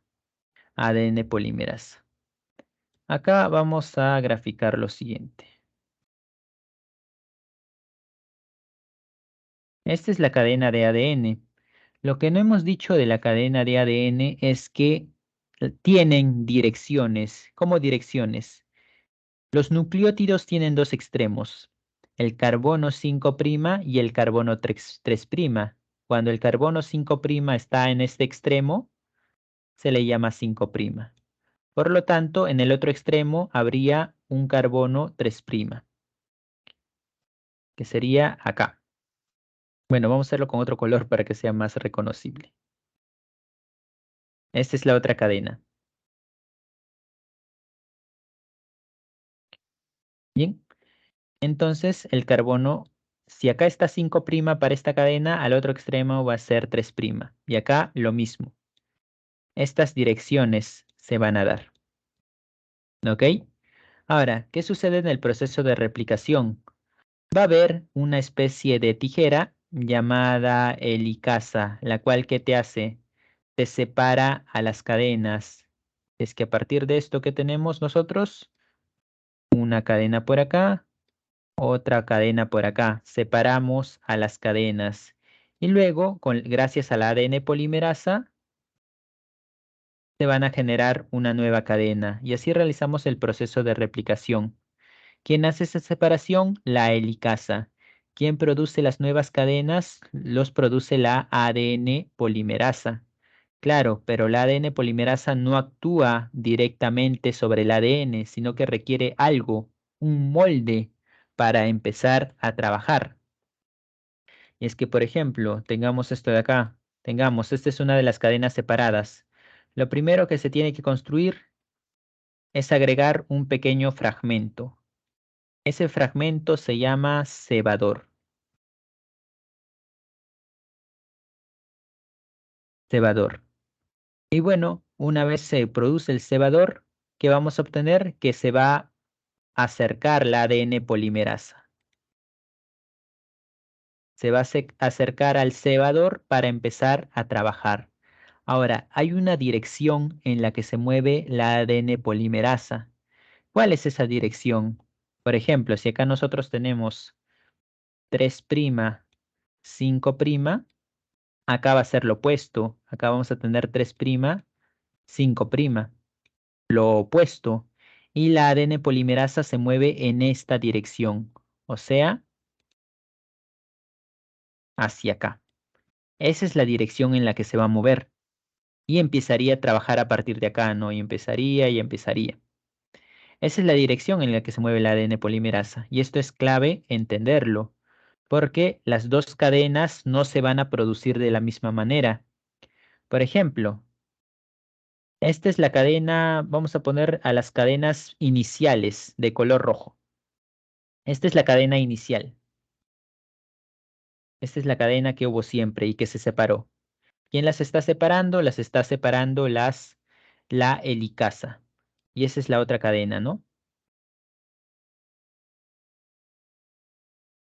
Como tal. Ahora, ¿qué sucede? Esta cadena de acá se denomina cadena adelantada, cuyo extremo es 3'. ¿Por qué se llama cadena adelantada? Porque se le va a agregar un cebador y ese cebador, vamos a ponerle que es esto de acá, supongamos que este es el cebador que se le agregó. ¿Y ese cebador qué extremo tiene? Tiene el extremo 5', esto va a ser el extremo 3', por lo tanto la ADN polimerasa va a trabajar así. Y vamos a poner acá de otro color. La ADN polimerasa va a trabajar así. Y va a empezar a construir la cadena. Y se llama cadena adelantada porque la ADN polimerasa trabaja de largo, sin ningún problema. Junto a la helicasa que va cortando, la ADN polimerasa va trabajando de largo. Esto se va cortando, esto va yendo hacia acá. Acá no hay ningún problema, el problema se da acá, porque acá la dirección va a ser opuesta. Y es que, ¿qué sucede? Cambiemos de color. Acá ha colocado el cebador. Esto es 5', ¿no? Por lo tanto, esto de acá va a ser 3'. Y esto de acá va a ser 5'. Y esto va a ser 3'. Así que la dirección en la que tiene que moverse el ADN polimerasa, ¿cuál va a ser? La dirección opuesta. O sea, ya no va a ir hacia acá, a la derecha para nosotros, sino va a ir hacia la izquierda. ¿Esto qué lleva? Acá como que ya está graficado, así que mejor lo veremos acá, con otra cadena. Acá ponemos una dirección opuesta, 5', 3'. ¿Qué hacemos? Lo mismo, ¿no? Construimos lo que es un cebador. Y acá veremos los extremos opuestos, 5', 3'. Ahora, ¿qué pasa con la ADN polimerasa? Tiene que ir hacia acá. La cuestión es que la helicasa está yendo en una dirección opuesta. Está yendo hacia el otro lado. Entonces, ¿cómo trabaja así la ADN polimerasa? Si la helicasa está yendo hacia el otro lado. O sea, mientras la ADN polimerasa va a empezar a trabajar, la cadena se va a seguir extendiendo. Lo que hace es, vamos a ponerle otro color, empezar a construir acá. Cuando la helicasa ya avanzó un poquito, entonces otro cebador, que le vamos a poner un color azul para no cambiar a cada rato. Se produce un cebador, se produce un cebador. Lo mismo, trabaja hacia acá. Luego otro cebador. Y lo mismo, o sea, ya no va de largo como pasa con la cadena adelantada. Es así que a esta cadena se le llama cadena retrasada, cuando lo hace parte por parte. Y esos fragmentos que se van haciendo poco a poco tienen un nombre. Esos fragmentos se denominan fragmentos de Okazaki. Fragmentos de Okazaki, que se dan en la cadena retrasada. ¿Y por qué es así? Porque la dirección es opuesta. Es así que lo hace parte por parte. Varios fragmentos se van produciendo. Al final, esos fragmentos tienen que unirse. ¿Y quién se encarga de la unión de los fragmentos de Okazaki? Por ejemplo, esta unión de acá, lo hace una enzima llamada ligasa, que precisamente lo que hace es ligar a esos fragmentos de ADN que quedan sueltos. Bien, si resultó complicado, al menos recordemos las partes importantes. La replicación de ADN, enzima principal, ADN polimerasa. Hay dos tipos de cadena, cadena adelantada y cadena retrasada. En la cadena adelantada, la polimerasa trabaja de largo, mientras la helicasa va cortando, y en la cadena retrasada lo hace parte por parte. Esos fragmentos que se van construyendo en la cadena retrasada se denominan fragmentos de Okazaki. Al final, quien se encarga de unir los fragmentos de Okazaki es la enzima ligasa. Bien. Y de igual manera, para que el ADN polimerasa empiece a trabajar, se requiere un cebador, como mencionan acá. ¿Ok? Eso es entonces en torno a la replicación de ADN. ¿Alguna duda hasta aquí?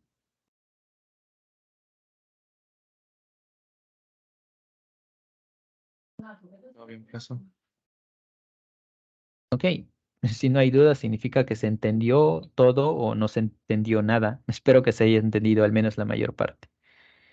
Pasamos a la siguiente diapositiva.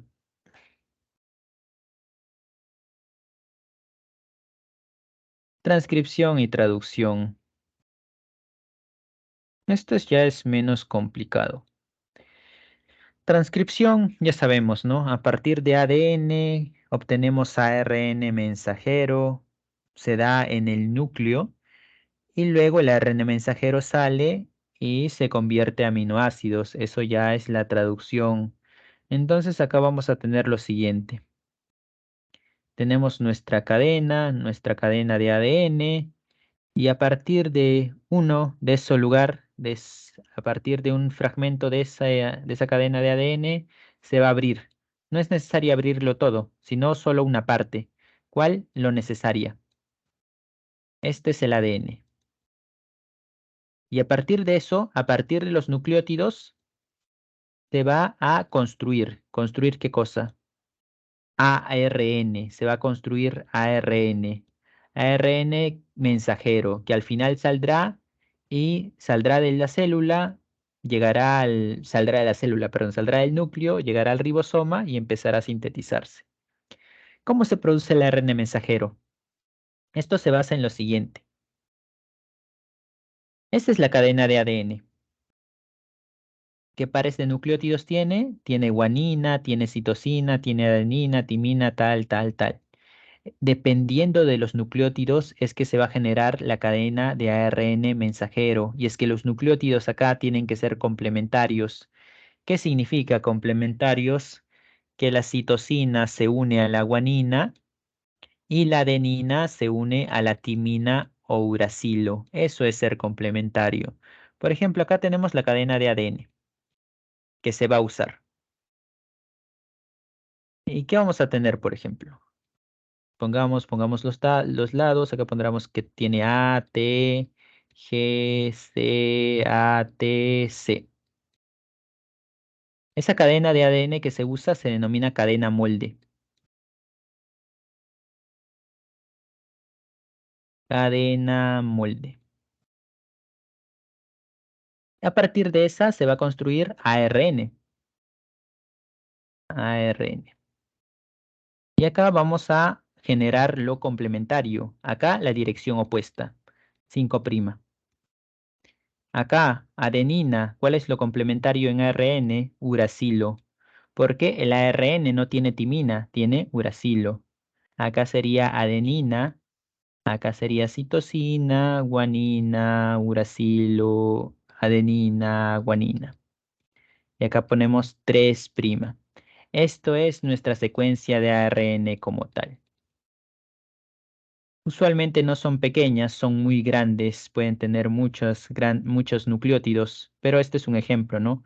Así es como se genera una cadena de ARN mensajero con nucleótidos complementarios. La región, el fragmento del ARN mensajero va a salir. sale del núcleo y al salir del núcleo se va a encontrar con alguien, con el ARN de transferencia, que precisamente se denomina de transferencia porque se va a encargar de llevarlo. ¿Llevarlo a dónde? Llevarlo al ribosoma. Bien. El ARN de transferencia tiene 3 nucleótidos. Está conformado por más, ¿no? Pero tiene 3 nucleótidos en especiales. 3 nucleótidos que sobresalen. Esos nucleótidos se denominan anticodón. Anticodón. Y aparte va de la mano de un aminoácido. Bastante particular la forma del ARN de transferencia. Tiene 3 nucleótidos anticodón y tiene un aminoácido. Uno nada más, un aminoácido que es representado por una esfera. Este anticodón sirve para unirse a un codón. Y el codón, ¿nosotros dónde lo encontramos? Lo encontramos en el ARN mensajero. El codón son 3 nucleótidos del ARN mensajero. El ARN mensajero va a salir, se topa con el ARN de transferencia y lo va a llevar, pero no con uno, se va a topar con varios. Y es que por cada 3 nucleótidos que tenga el ARN mensajero, se va a topar con un ARN de transferencia. Y el ARN de transferencia lo lleva hacia los ribosomas. ¿Y qué sucede en los ribosomas? Que los ARN de transferencia van a estar juntos. Por ejemplo, acá está junto uno al otro. Y de esa manera el ARN mensajero va a empezar a moverse, como si fuera un hilo que estuviera atravesando el ojal de una aguja. Se empieza a mover. Y mientras se empieza a mover, va jalando a los ARN de transferencia. El ARN de transferencia se va, se desprende, pero quien queda es el aminoácido. Así que mientras se empieza a mover el ARN mensajero, un aminoácido se va uniendo a uno, se va uniendo a otro, se va uniendo a otro, y de esa manera se va construyendo una proteína. Pueden ser 10, pueden ser 100. La cosa es que estos aminoácidos al final van a adquirir una determinada forma, ¿no? Se va a llegar a la síntesis de una proteína. Eso es la traducción. Bien, ¿hasta acá alguna pregunta?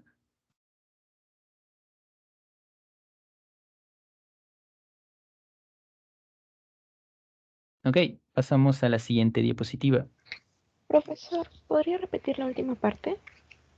Sobre La el parte ARN de de... transferencia y que se unían los aminoácidos.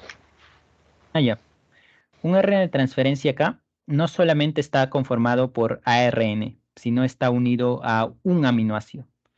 Y hay varios tipos de ARN de transferencia, ¿no? En total, nosotros tenemos 20 aminoácidos. Bueno, entonces hay varios tipos de ARN de transferencia con cada uno de los 20 aminoácidos. La cuestión es la siguiente, el ARN mensajero sale, tiene sus nucleótidos, ¿no? Vamos a poner este ejemplo, esto de acá que hemos puesto. Esto sale con sus determinados nucleótidos. Entonces, un ARN de transferencia lo va a encontrar y lo va a llevar al ribosoma. Pero ¿cómo es que hace eso? Porque hay ARN de transferencia para cualquier variedad. Por ejemplo, acá, GUA, ¿qué es lo complementario? Lo complementario sería CAU. Y esto es el ARN de transferencia que se lo va a llevar. Este es el ARN de transferencia como tal. El ARN de transferencia está unido a un aminoácido. Aminoácido. Lo lleva hacia dónde? Lo lleva hacia el ribosoma. Pero para acá hay otro ARN de transferencia, que en este caso sería, no sé, vamos a ver, AUG. ¿Qué es lo que hace? De igual manera, lo termina llevando. ¿Lo lleva hacia dónde? Lo lleva hacia lo que es el ribosoma. Lo termina llevando hacia lo que es el ribosoma. En este caso simplemente serían dos porque son 6 nucleótidos, ¿no?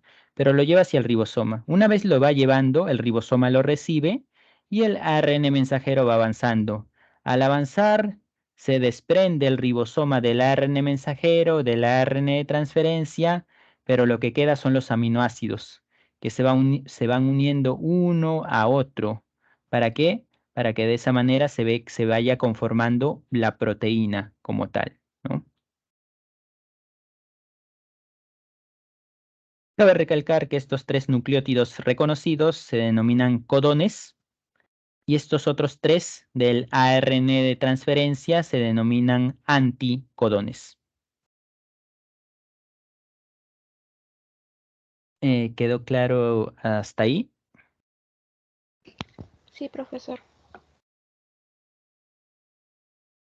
Bien, si no hay alguna otra duda, pasamos a la siguiente y última diapositiva.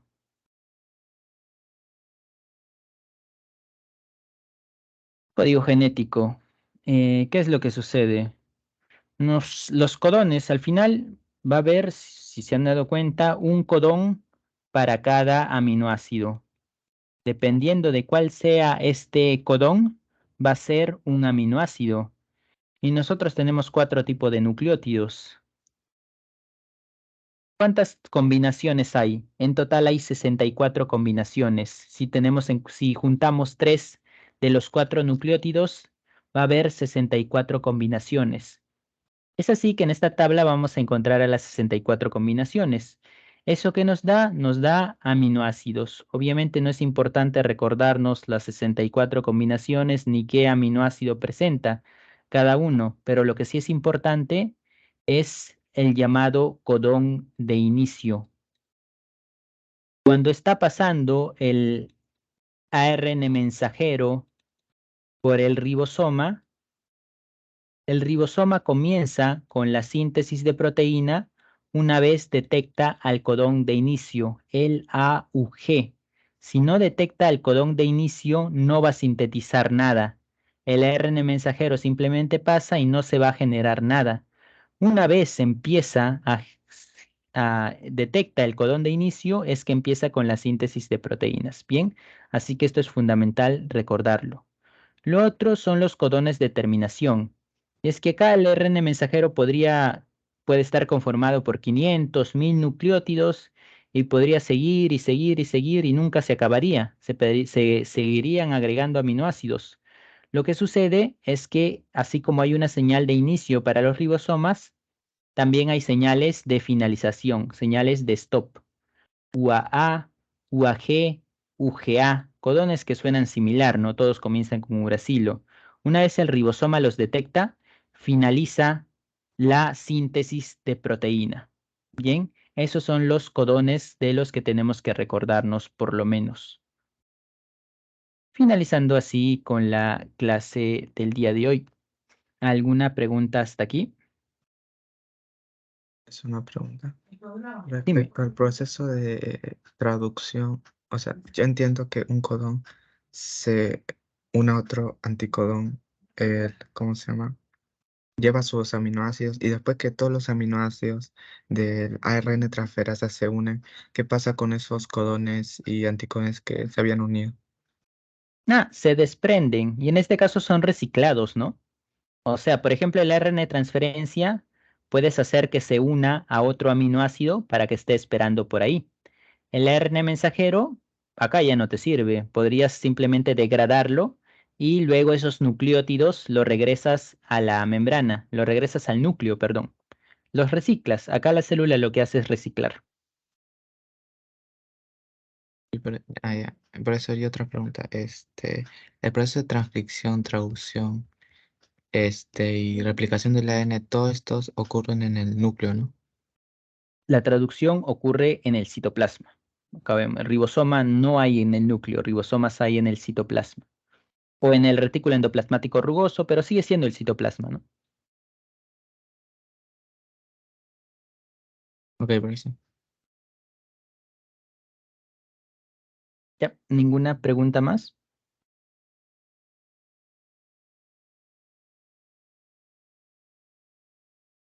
Bien, si no hay no hay ninguna duda más, vamos a resolver los ejercicios.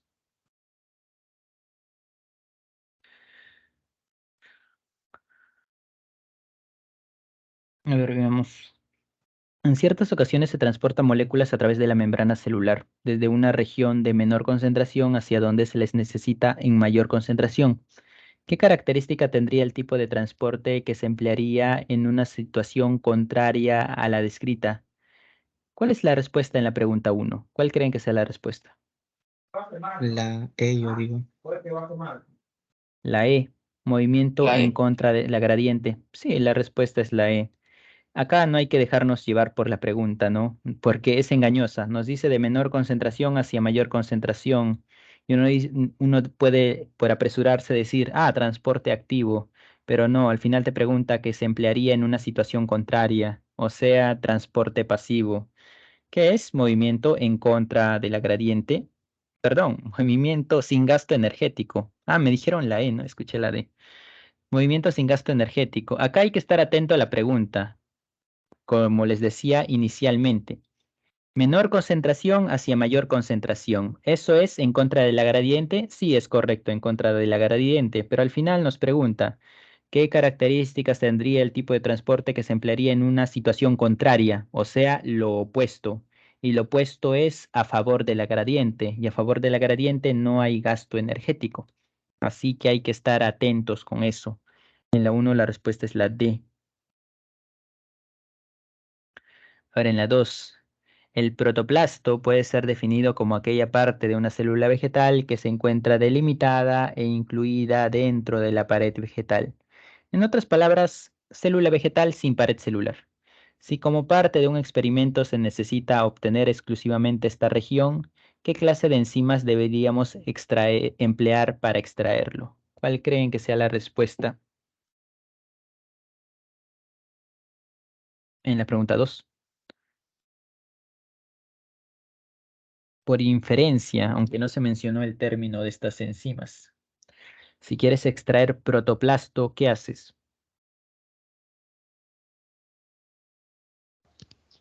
¿Celulasas? Claro, celulasas. Si te dice que protoplasto es todo lo que no es pared celular, entonces utilizas celulasa para destruir la pared celular y así tienes protoplasto. Muy bien, en la 2 la respuesta es la E. Pasamos a la 3.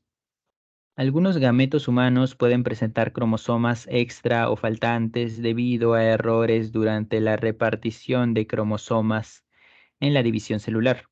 No disyunción. Si la causa de este error es la exposición a un químico que afecta la polimerización de un componente del citoesqueleto, se puede inferir que el químico actúa a nivel de... ¿Cuál creen que sea la respuesta en la 3?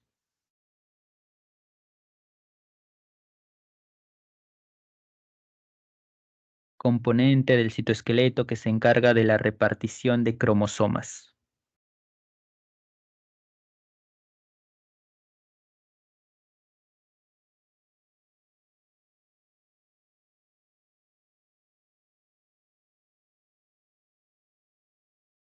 ¿Nadie?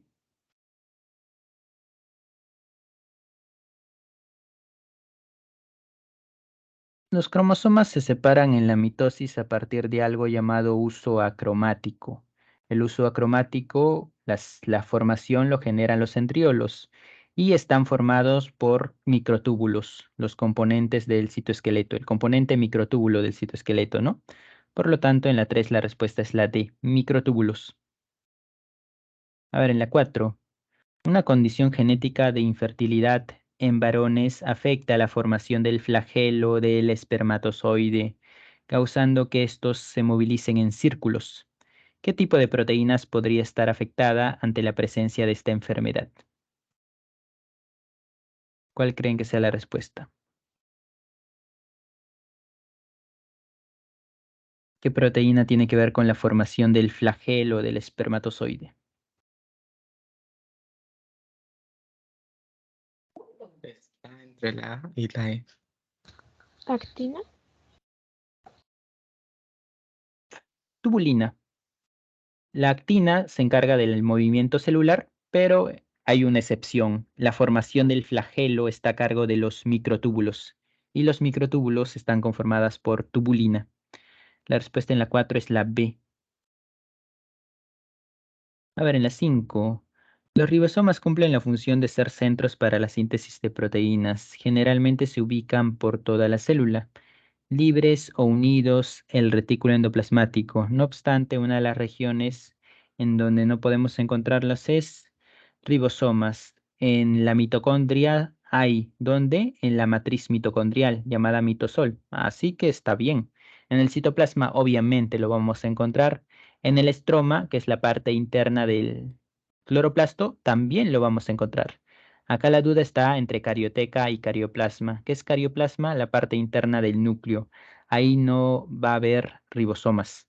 ¿Qué es carioteca? Carioteca es la membrana nuclear. En la parte externa puede haber ribosomas, si es que la carioteca está pegada al retículo endoplasmático rugoso, donde precisamente hay ribosomas.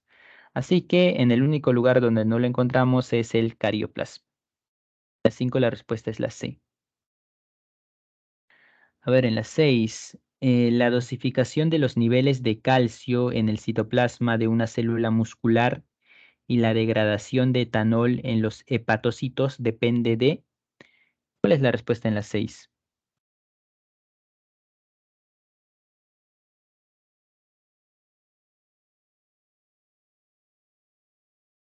¿Quién se encarga de la degradación de etanol?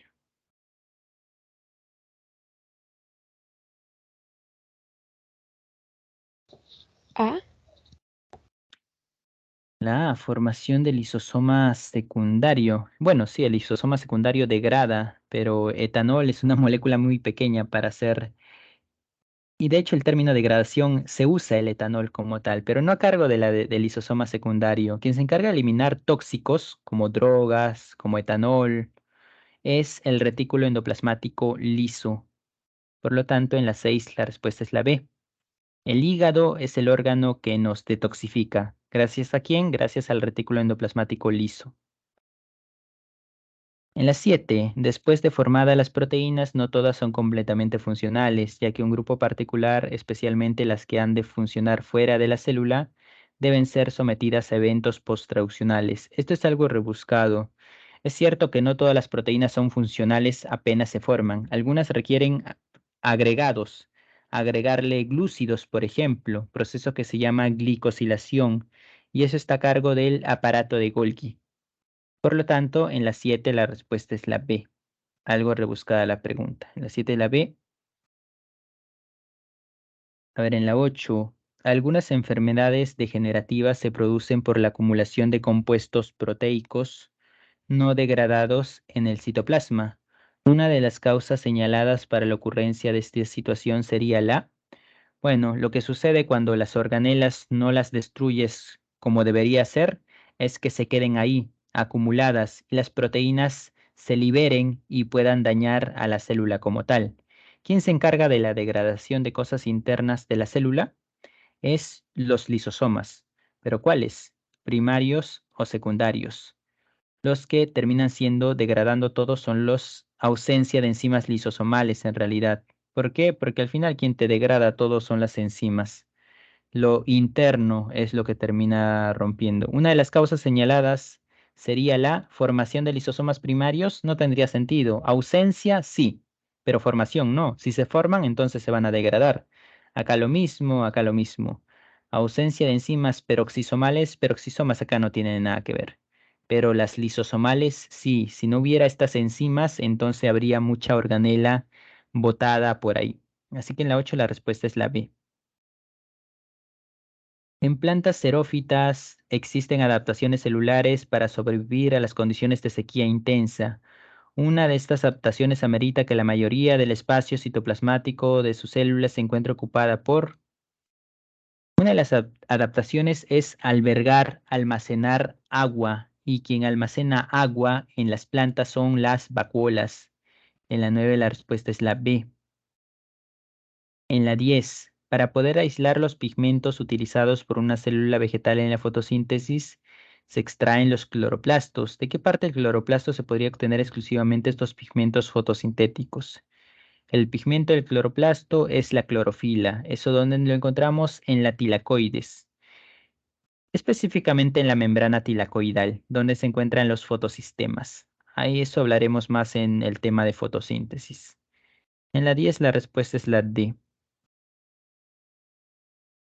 En la 11, una anomalía mitocondrial se caracteriza por la ausencia de plegamiento de la membrana mitocondrial interna y su consiguiente atrofia.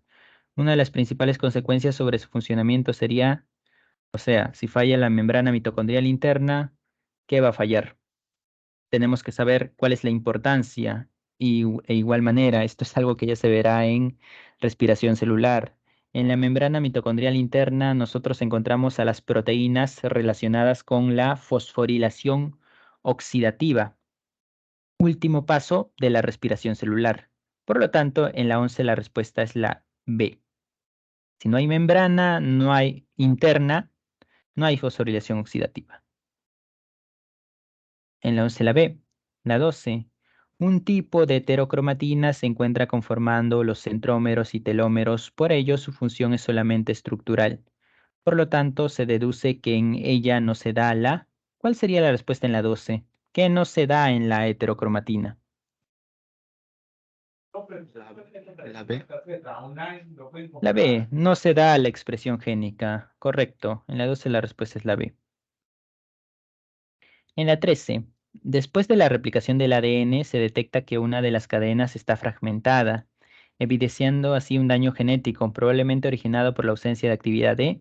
Cuando se replica el ADN, hay una cadena que sí se produce con normalidad, pero hay otra que se produce por partes, ¿no? Y para eso una enzima tiene que participar para unirlas. ¿Esa cuál es? La ligasa. En la 13 la respuesta es la C. A ver, en la 14. A diferencia de la transcripción, en donde se necesitan, en la traducción lo que se necesitan son, bueno, en la transcripción, si vamos a producir ARN, ¿qué necesitamos? Necesitamos